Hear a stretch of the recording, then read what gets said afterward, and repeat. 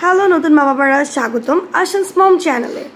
নবজাতক বাচ্চা হঠাৎ করে বমি করলে মায়েরা খুব দুশ্চিন্তায় পড়ে যান, কিন্তু সবসময় কি সেটা সত্যিকারের বমি হয় নাকি এটা স্বাভাবিক রিফ্লাক্স বা ঢেকুর? আজকের ভিডিওতে আমরা জানবো নবজাতকের বমি করার 7টি সাধারণ কারণ এবং কখন চিকিৎসকের কাছে যাওয়া উচিত। পুরো ভিডিওটা মনোযোগ দিয়ে দেখুন, কারণ মা হওয়ার পরটা সহজ করার এই দায়িত্বে আমরাই আপনার সঙ্গী। তার আগে চ্যানেলটি সাবস্ক্রাইব করে পাশে থাকা বেল আইকনটি প্রেস করে রাখুন পরবর্তী ভিডিও দেখার জন্য।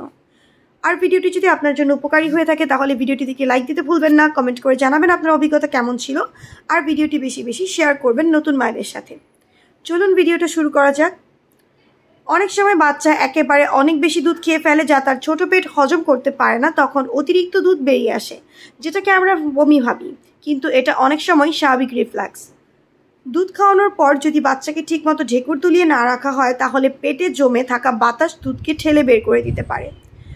যদি বাচ্চা ফর্মুলা দুধ খায় তবে কোনো উপাদানে অ্যালার্জি থেকে বমি হতে পারে। এই সময় ফর্মুলা পরিবর্তনের কথা চিন্তা করতে পারেন, অবশ্যই চিকিৎসকের পরামর্শে।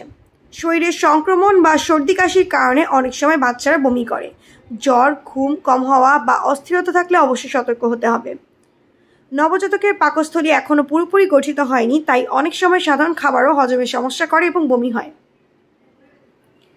দুধ খাওয়ানোর পর বাচ্চাকে শুইয়ে দিলে খাবার উপরের দিকে উঠে আসতে পারে, তাই খাওয়ানোর পর কিছুক্ষণ কোলে ধরে রাখতে হবে।